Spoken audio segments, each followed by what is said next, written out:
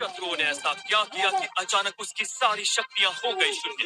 क्या क्षितिज पुनः बन पाएगा ब्रह्मांड योद्धा? क्या क्षितिज ले पाएगा अपने दुश्मनों से बदला? क्या करे बोले? क्षितिज अपनी साधना से बाहर आया। वैसे तो वो और भी देर तक साधना करना चाहता था, बंद लेकिन कर उसके दूं? महल के बाहर, जिसे क्षितिज महल भी कहा जाता था, वहां बहुत शोर हो रहा था।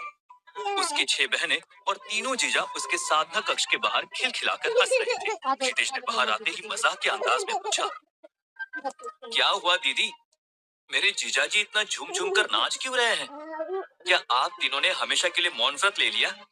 युगंधर, जो सबसे बड़ा जीजा था, डरते हुए बोला, अरे साले साहब, हमारे इतने अच्छे भाग्य कहाँ कि हमें ऐसी शांति मिले। सरोजा ने आंखें चौड़ी करते हुए पूछा, क्या कहा आपने? युगंधर घबराते हुए बोला, कुछ नहीं महारानी। क्षितिज ने हैरान होकर पूछा, लेकिन कोई तो बताए, मेरे महल के सामने इतना शोर क्यों हो रहा है? सरोजा ने कहा, जल्द ही इस महल में शहनाई बजेगी। मतलब मीनाक्षी दीदी की सगाई पक्की हो गई। अब मुझे समझ में आ रहा है। सरोजा दीदी, ये सही बात नहीं है। अब मैं आपसे बात नहीं करूंगा। इतना कहकर क्षितिज नाराज हो गया। लेकिन बात तो सुनो छोटे। अरे साले साहब, अरे भैया सुनो तो। सब चिल्लाते हुए क्षितिज के पीछे दौड़े, जो गुस्से में राजमहल में महाराज नरसिंह के पास चला गया था।